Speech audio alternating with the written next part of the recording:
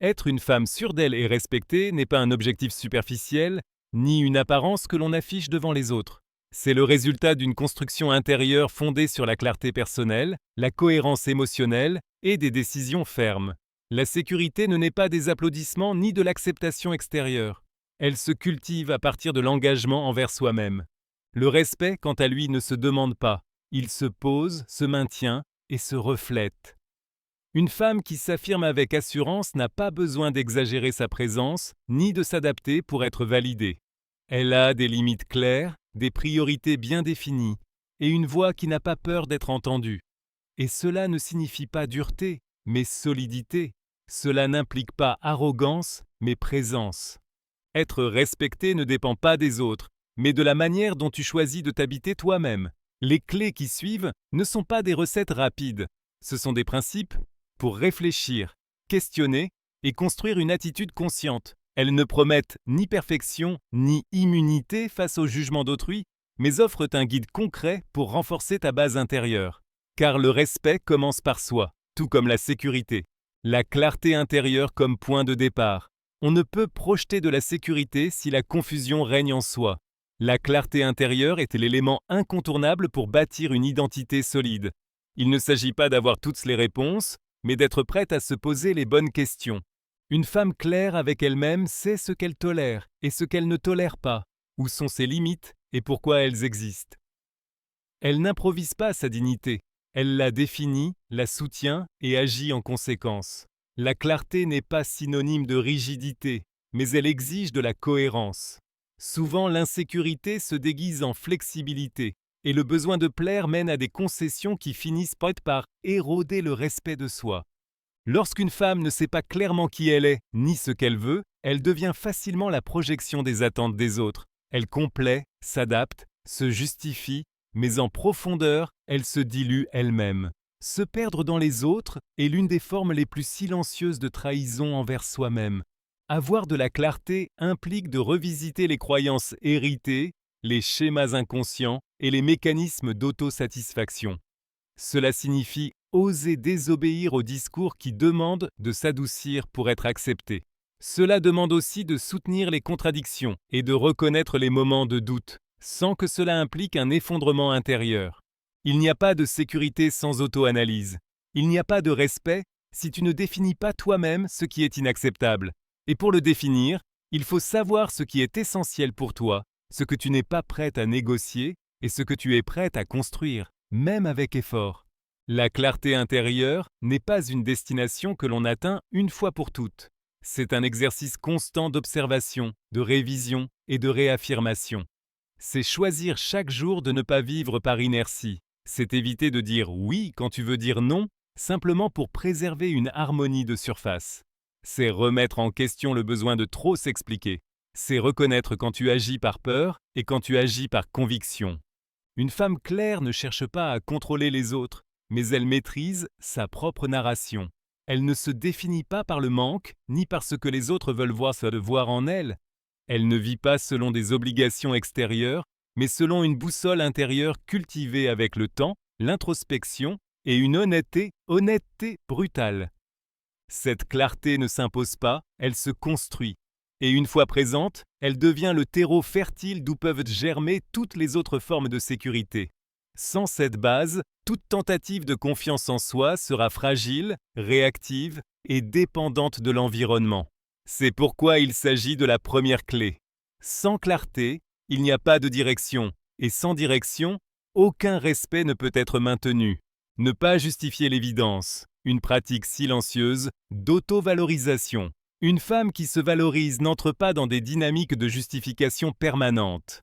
Elle n'explique pas chaque décision pour obtenir une autorisation, ni ne détaille ses limites en espérant qu'on les approuve. Elle ne s'excuse pas de prendre de la place, de dire non, ou d'avoir des priorités qui ne s'alignent pas avec ce qui est attendu. Justifier l'évident est l'une des formes les plus subtiles d'insécurité. Une femme sûre d'elle sait que certaines choses n'ont pas besoin d'être expliquées, mais simplement affirmées par des actions claires. Cette clé ne renvoie pas à une attitude fermée ou rigide, mais à la conscience que certaines affirmations n'ont pas besoin de validation extérieure pour être légitimes. Dans un monde qui demande constamment aux femmes de se justifier, de prouver, d'adoucir, choisir de ne pas se justifier est un acte politique intime et profondément transformateur. C'est mettre fin au besoin de plaire, de ne pas déranger, de paraître raisonnable aux dépens de son propre jugement. Quand une femme tombe dans le piège de justifier chacune de ses décisions, elle finit par créer des espaces où sa voix est remise en question au lieu d'être respectée. Cette justification constante affaiblit la force de sa présence. Ce qui devrait être une limite devient une demande. Ce qui devrait être une affirmation devient une négociation. Et le respect ne pousse pas sur le sol de l'insécurité déguisée. Cela ne signifie pas couper le dialogue ni agir par imposition, mais savoir clairement quand parler et quand se taire, quand expliquer et quand rester ferme sur une décision prise. Savoir dire non sans fournir de raisons inutiles est un signe de maturité émotionnelle. Savoir prioriser sans culpabilité est une expression de sécurité intérieure. Et savoir se retirer sans drame quand une situation ne mérite plus ton énergie est une preuve de respect de soi. Ne pas justifier l'évident, c'est aussi savoir que ta dignité n'est pas en débat. Tu n'as pas à la défendre, car elle n'est pas attaquée. Elle se maintient simplement, par les faits, par des choix cohérents, par une posture inébranlable. La sécurité ne crie pas, elle se manifeste dans le silence qui ne cherche pas l'approbation. Et ce silence n'est pas l'absence de voix, mais la présence de certitude. Les femmes qui se justifient constamment finissent épuisées émotionnellement, vidées, enfermées dans une dynamique qui ne leur appartient pas. Plus tu expliques ce qui est déjà clair, moins tu es perçu comme solide. Non pas parce que la fermeté est synonyme de dureté, mais parce que les mots superflus diluent la puissance de ce qui est déjà évident. Se respecter, c'est maintenir ses décisions sans craindre le jugement. C'est refuser d'entrer dans la logique de convaincre l'autre que tes choix sont valables. Ta vie n'est pas un argument à faire approuver. Tes décisions ne sont pas des théories à valider avec des preuves. Ne pas justifier l'évident est une façon de protéger ton énergie, ton temps et ton identité. Cette clé est particulièrement importante dans les contextes où l'on attend des femmes qu'elles s'expliquent plus que les hommes, qu'elles demandent la permission d'agir, qu'elles adoucissent leurs opinions pour ne pas paraître autoritaires. Dans cet environnement, la pratique du non justificatif devient une affirmation de pouvoir intérieur, non comme une réaction, mais comme l'expression naturelle d'une femme qui a décidé de ne plus céder au monde le contrôle de sa propre narration.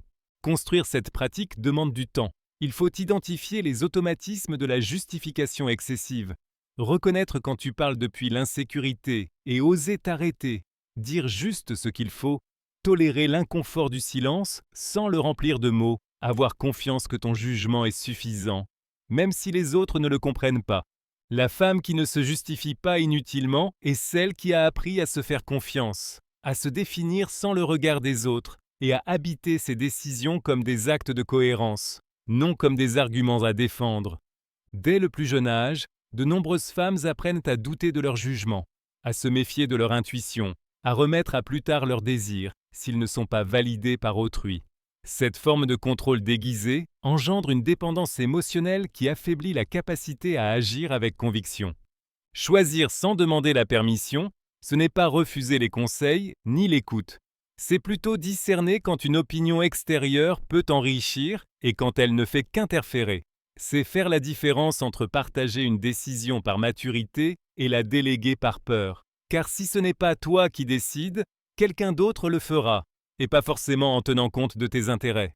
Une femme sûre d'elle s'autorise à se tromper sans croire qu'elle a échoué dans son essence, car elle ne choisit pas en espérant avoir toujours raison, mais en désirant vivre en cohérence. Elle ne craint pas de changer d'avis quand elle découvre quelque chose de nouveau, mais ne renonce pas non plus à ce qu'elle a clairement discerné. Elle ne se fige pas dans le doute, car elle comprend que l'action est source d'apprentissage, même si elle nécessite des ajustements. Cette clé implique aussi de faire la paix avec la possibilité de décevoir. Vivre avec authenticité dérange souvent ceux qui attendent que tu remplisses un rôle figé, une image prévisible, une version de toi qui leur convient. Mais tu n'es pas là pour satisfaire les attentes d'autrui. Choisir sans demander la permission, c'est cesser de te trahir pour maintenir un équilibre extérieur.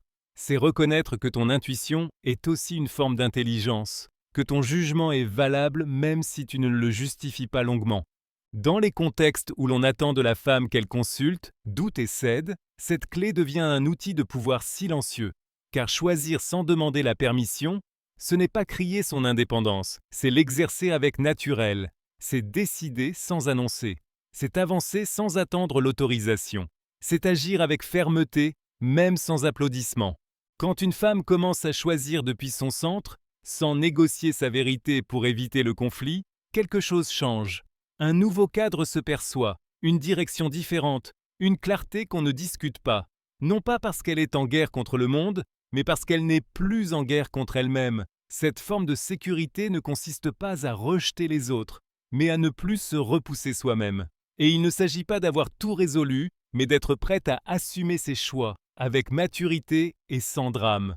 La sécurité n'élimine pas l'incertitude, mais elle la traverse avec discernement. Et le respect qui en découle devient inévitable, car nul ne remet longtemps en question celle qui marche avec clarté, détermination et présence. Poser des limites sans culpabilité, la base du respect de soi. Une femme qui ne sait pas poser de limites vit en dette constante envers les autres, envers son temps, son énergie et surtout envers elle-même. Dire oui quand on veut dire non est une forme silencieuse d'abandon de soi. Remettre à plus tard ce dont on a besoin pour répondre aux exigences des autres n'est pas de la générosité, c'est une déconnexion. Et cette déconnexion accumulée devient du ressentiment, de la fatigue émotionnelle et une perte de direction. Poser des limites n'est ni une déclaration de guerre ni une manifestation d'ego. C'est un acte d'honnêteté intérieure qui organise ton monde, protège tes ressources et communique clairement qui tu es et ce que tu valorises.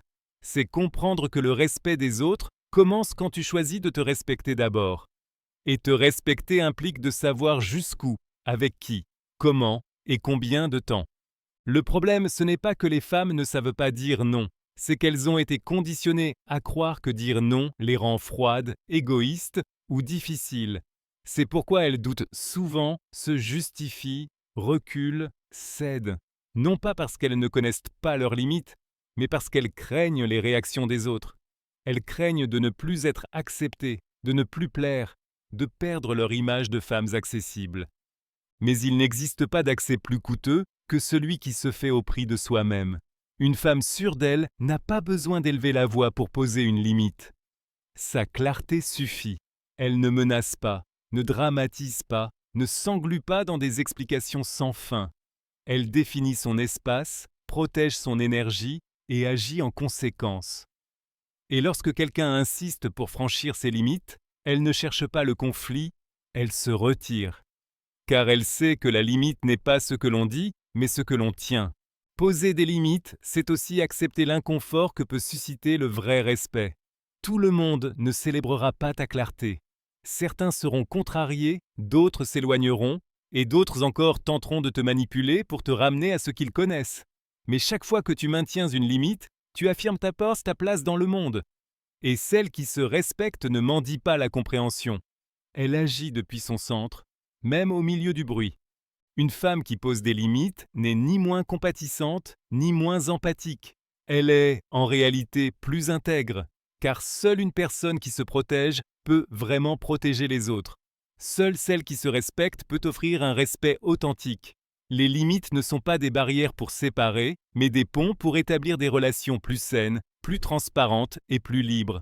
En outre, une limite n'est pas un mur rigide. C'est l'expression d'un besoin présent, qui peut évoluer, s'ajuster, se transformer, mais jamais disparaître par peur. Lorsqu'une femme efface ses limites pour maintenir une relation, elle ne sauve pas ce lien. Elle cesse de s'habiter elle-même. Et personne ne mérite que tu cesses d'être toi. Poser des limites sans culpabilité est un exercice quotidien. Ce ne sera pas toujours confortable, ni immédiat, ni bien accueilli. Mais c'est un signe clair de maturité émotionnelle. Et c'est cette maturité qui finit par générer un respect silencieux mais solide. Car celle qui sait se protéger inspire le respect. Celle qui ne se trahit pas devient digne de confiance. Et celle qui ne se perd pas pour plaire devient inoubliable. Se libérer du perfectionnisme, la force qui vient de l'acceptation. Une femme sûre d'elle ne recherche pas la perfection, car elle comprend que ce concept est une illusion qui consomme de l'énergie du temps et la paix intérieure. Le perfectionnisme est une prison qui engendre de l'anxiété, une insatisfaction permanente et un sentiment d'échec constant. La pression d'être parfaite dans tous les aspects de la vie n'est pas seulement irréaliste, c'est une forme d'auto-sabotage. Personne ne peut soutenir la perfection, même pas l'idée de perfection. Accepter nos imperfections n'est pas une faiblesse, mais une force. C'est reconnaître qu'en tant qu'êtres humains, nous sommes toujours en devenir. Il ne s'agit pas de se contenter de la médiocrité, mais d'embrasser l'imperfection comme partie intégrante du processus de croissance. Être humaine, c'est se tromper, apprendre, se transformer. Et dans ce processus, la femme sûre d'elle ne se punit pas pour ne pas être parfaite. Elle s'autorise à expérimenter, à essayer, à évoluer. Le perfectionnisme est profondément lié au besoin de validation extérieure. La femme qui le poursuit cherche à prouver sa valeur aux autres, à livrer un travail irréprochable, à présenter une image toujours maîtrisée. Mais cette quête constante d'approbation l'éloigne de son essence. La véritable sécurité vient quand la valeur personnelle est internalisée, indépendamment du regard des autres. Renoncer au perfectionnisme ne signifie pas abandonner l'excellence, mais arrêter d'exiger que chaque pas soit parfait, contrôlé, sans erreur. C'est accepter que le chemin est des hauts et des bas, que l'important ne soit pas la perfection du résultat, mais l'authenticité du parcours. Une femme sûre d'elle ose se montrer vulnérable, faire des erreurs, se tromper et continuer sans croire que cela diminue sa valeur. Se détacher du perfectionnisme, c'est aussi se libérer de la peur du jugement. La perfection suppose la surveillance constante des autres, alors que l'acceptation de soi permet la liberté d'être vrai. Et cette liberté devient un magnétisme, non pas parce qu'on cherche à attirer, mais parce qu'on irradie l'authenticité. Et c'est là l'une des qualités les plus puissantes. La confiance en soi ne se construit pas dans la quête de la perfection, mais dans l'acceptation de l'imperfection. Chaque erreur, chaque imperfection est une opportunité d'apprendre, de grandir et de renforcer la confiance en sa capacité à faire face aux difficultés. Une femme sûre d'elle comprend que sa valeur ne réside pas dans une image de perfection, mais dans la manière dont elle affronte les défis, dont elle se relève après une chute et reste fidèle à elle-même malgré ses imperfections.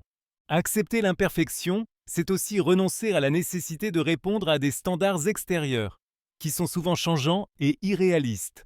Les normes de beauté, de réussite ou de comportement dictées par la société ne sont que cela, des modèles imposés, qui ne seront jamais une mesure juste de ce que peut ou doit être une femme. La perfection ainsi recherchée n'est jamais qu'un mirage. En se libérant du perfectionnisme, la femme récupère une grande partie de son énergie et se reconnecte à son pouvoir intérieur. Il n'y a plus cet effort permanent pour répondre aux attentes extérieures, plus cette course à être plus ou mieux. Il y a simplement de l'espace pour être authentique, pour être suffisante. Et cette suffisance ne dépend pas d'un idéal extérieur, mais d'une acceptation intérieure, profonde et ferme. Cultiver l'indépendance émotionnelle, ne pas dépendre de la validation extérieure. Une femme sûre d'elle sait que sa valeur ne dépend ni de l'opinion ni de l'approbation des autres. Elle a appris à construire sa confiance de l'intérieur sans déléguer cette responsabilité à quiconque. L'indépendance émotionnelle est un pilier fondamental de la sécurité personnelle, car elle signifie que la femme ne dépend ni des circonstances, ni des personnes pour se sentir complète, réussie ou digne. Lorsque nous dépendons de la validation extérieure, que ce soit de notre partenaire, de nos amis, de notre famille, ou même des réseaux sociaux, nous entrons dans un cycle perpétuel de recherche d'approbation. Ce cycle est insoutenable, car la validation externe est éphémère et varie selon le jour, la situation ou l'humeur des autres. Ce que quelqu'un pense de toi aujourd'hui n'est pas une vérité permanente, et fonder ton bien-être sur cette opinion, c'est t'ouvrir à l'incertitude et à la vulnérabilité émotionnelle. Cultiver l'indépendance émotionnelle ne signifie pas rejeter le soutien des autres, ni vivre isolé. Cela signifie comprendre que tes émotions, tes pensées et tes décisions ne dépendent pas des jugements extérieurs. C'est savoir que tu n'as pas besoin qu'on te dise quelle est ta valeur, car tu la connais déjà. L'indépendance émotionnelle se manifeste lorsque, au lieu d'attendre que les autres te donnent de la sécurité, tu deviens toi-même la source de cette sécurité. Une femme émotionnellement indépendante ne craint pas la solitude, car elle ne la perçoit pas comme un vide, mais comme un espace de connaissance de soi, de connexion avec son essence. Elle ne se sent pas incomplète lorsqu'elle est seule. Elle en profite pour grandir, réfléchir et se ressourcer. Elle ne dépend pas de la présence des autres pour se sentir validée ou acceptée. Elle est déjà suffisante par elle-même. La validation extérieure peut être agréable et enrichissante, mais elle n'est pas essentielle. Une femme qui a cultivé son indépendance émotionnelle ne s'effondre pas face à une critique et ne survit pas uniquement grâce aux compliments. Elle ne met pas son bien-être entre les mains de quelqu'un d'autre. Sa sécurité vient du fait de savoir que même si les autres ont une opinion sur elle, cette opinion ne la définit pas. Ce type d'indépendance ne se construit pas en un jour. C'est un processus constant qui demande du travail sur la compréhension de soi, l'acceptation de soi et l'autonomie émotionnelle. Il s'agit d'apprendre à écouter sa voix intérieure, à faire confiance à son intuition et à faire passer son propre bien-être avant les attentes extérieures.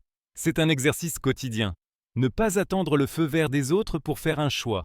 Les femmes émotionnellement indépendantes n'ont pas peur de dire ce qu'elles pensent, de remettre en question ce qui est établi, de nager à contre-courant lorsque cela leur semble nécessaire. Elles n'ont pas besoin de l'approbation constante de leur entourage, car elles se sont déjà donné cette validation à elles-mêmes.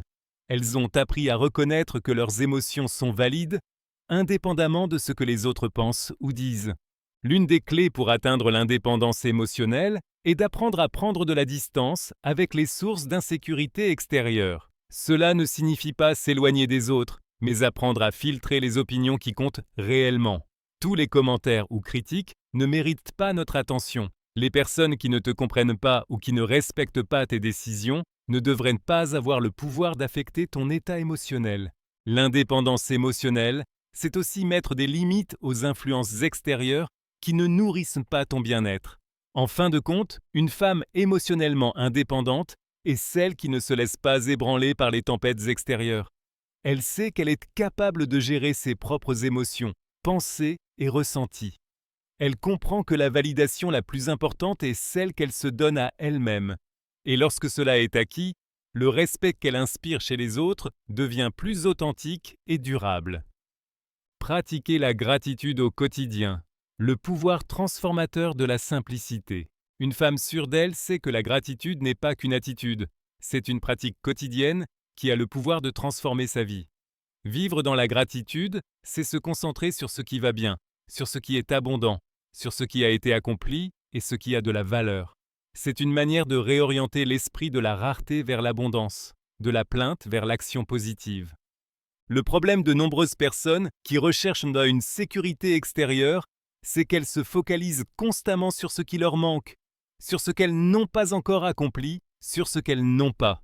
Cette attitude génère une sensation de vide et de frustration qui ne disparaît jamais, car il y a toujours quelque chose de plus à désirer. La gratitude, au contraire, vient bouleverser ce schéma. Elle t'invite à voir tout ce que tu as déjà, tout ce que tu es déjà, et à reconnaître la valeur de ce qui est présent. Pratiquer la gratitude, ce n'est pas seulement remercier pour ce qui est grand ou important, comme la santé, le travail ou la famille, c'est aussi savoir remercier pour les petites choses, pour ce qui pourrait passer inaperçu. Être reconnaissante pour une tasse de café le matin, pour le soleil qui illumine la journée, pour un message bienveillant d'un ami. Ce sont ces petits moments qui construisent une vie riche, pleine et significative. Cette pratique a un pouvoir immense, car elle reprogramme notre esprit et notre perception. Quand tu remercies pour ce que tu as, tu cesses d'être en compétition avec les autres. Tu arrêtes de comparer ta vie à celle des autres et tu commences à valoriser ce qui est unique et suffisant en toi. La gratitude t'enseigne aussi à être plus patiente et plus bienveillante envers toi-même. Car lorsque tu te concentres sur ce que tu as déjà accompli, tu te rends compte du chemin parcouru. Une femme sûre d'elle qui pratique la gratitude ne vit pas dans une quête permanente d'un objectif comme source de validation. Elle sait que le chemin est déjà rempli de moments précieux et qu'elle n'a pas besoin d'attendre l'avenir pour se sentir complète. Pratiquer la gratitude favorise aussi une attitude d'ouverture et d'abondance. Plus tu remercies, plus tu trouves de raisons de continuer à remercier. Et cette attitude crée un cercle vertueux où ce que tu reçois est en harmonie avec ce que tu donnes. Il est important de souligner que la gratitude n'implique pas d'ignorer les difficultés ou les défis. Il ne s'agit pas d'un optimisme aveugle, ni de nier les émotions difficiles. La gratitude permet plutôt de reconnaître ce qui va bien, même lorsque tout le reste semble compliqué. En pleine adversité, elle t'invite à trouver quelque chose pour lequel te sentir reconnaissante malgré tout. Et cette énergie positive peut t'aider à affronter les problèmes avec un regard différent. La gratitude est aussi une forme d'affirmation de soi. Elle te rappelle que tu mérites tout ce qu'il y a de bon dans ta vie. Il ne s'agit pas seulement de remercier pour ce qui vient de l'extérieur, mais aussi de te remercier toi-même pour tout ce que tu as accompli pour en arriver là. C'est un rappel de ton propre pouvoir, de ta capacité à créer, réussir et surmonter. Une femme qui cultive la gratitude ne cherche ni la perfection ni le contrôle dans sa vie, car elle sait que la beauté réside dans l'imperfection, dans l'inattendu, dans ce qu'on rencontre sur le chemin. Cette pratique la maintient centrée et connectée au présent, sans se perdre dans les « je devrais » ou les « plus tard ». La gratitude la rend pleinement consciente de sa vie, de son existence et de son pouvoir, ici et maintenant. Pratiquer la gratitude n'est pas seulement un exercice mental, c'est une façon de vivre. Ce n'est pas quelque chose qu'on fait uniquement dans les bons moments, mais une manière de voir le monde, d'interagir avec lui et de grandir à travers lui. Une femme confiante, qui remercie chaque jour, se connecte à sa propre force intérieure, à la paix qui vient de la reconnaissance de ce qui est déjà là, et à la capacité de transformer le quotidien en quelque chose de profondément significatif. Développer l'autocompassion, la force qui vient du soin de soi. Une femme sûre d'elle sait que l'autocompassion n'est ni une faiblesse ni une résignation. Au contraire, c'est l'une des formes les plus puissantes de force émotionnelle. L'autocompassion est la capacité à être douce, compréhensive et patiente envers soi-même dans les moments de difficulté ou d'échec. Au lieu de se blâmer, on s'offre le même niveau de bienveillance que l'on accorderait à un ami proche ou à un être cher traversant une période difficile. Le problème que rencontrent beaucoup de personnes, surtout des femmes, est qu'on les a conditionnées à voir l'autocompassion comme quelque chose de négatif. La culture l'associe souvent à de la faiblesse ou de l'auto-indulgence, la confondant avec de la victimisation ou du renoncement. Pourtant, la véritable autocompassion est un acte d'empowerment. Reconnaître que même si nous ne sommes pas parfaites, nous méritons de la compréhension, de la tendresse et du soutien, surtout dans les moments les plus éprouvants. L'autocompassion n'est pas une excuse pour ne pas évoluer, mais une reconnaissance du fait que le chemin du changement est exigeant et qu'il est normal de ne pas tout maîtriser immédiatement. C'est un espace où tu peux être vulnérable sans peur d'être jugé, un refuge où tu n'as pas besoin de dissimuler tes failles ou tes craintes. Dans cet espace, la femme sûre d'elle s'autorise à être humaine, avec toutes les imperfections que cela implique, sans chercher à les cacher. L'autocompassion permet aussi de se libérer du jugement constant de soi. Il est très facile de tomber dans le piège de la comparaison, surtout dans une société qui évalue sans cesse la valeur et le succès par l'apparence, les résultats ou la reconnaissance sociale. Mais l'autocompassion te rappelle que ta valeur ne dépend pas de ces critères. Tu es suffisante telle que tu es, sans devoir répondre aux standards imposés. L'autocompassion est essentielle pour la santé mentale.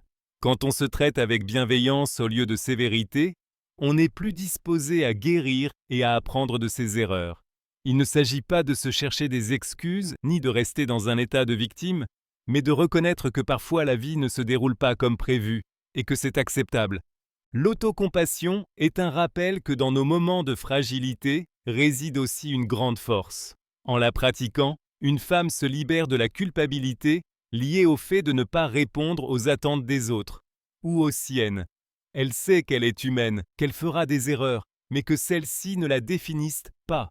Au lieu de se punir pour ses fautes, elle les voit comme des occasions d'apprendre, de grandir et de s'améliorer.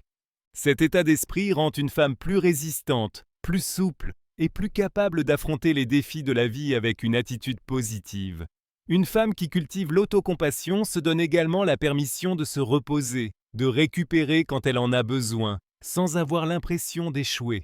L'autocompassion n'est pas une invitation à la paresse ou à la procrastination, mais la reconnaissance que le soin de soi est essentiel pour rester forte sur le long terme. Savoir quand faire une pause, quand demander de l'aide et quand faire preuve de douceur envers soi-même est tout aussi important que d'être productive ou ambitieuse. L'autocompassion ne rend pas moins engagé ou moins déterminé. Au contraire, elle te donne la force intérieure de persévérer sans t'épuiser, d'avancer sans te sentir piégé dans l'illusion de perfection.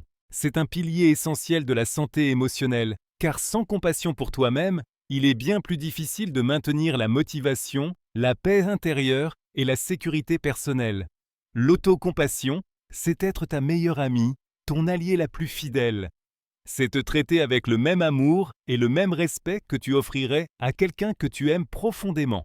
C'est une force silencieuse qui, lorsqu'elle est cultivée, te donne une base solide pour mener une vie authentique, confiante et pleine de bien-être émotionnel. Établir des limites saines. Le respect commence par soi-même.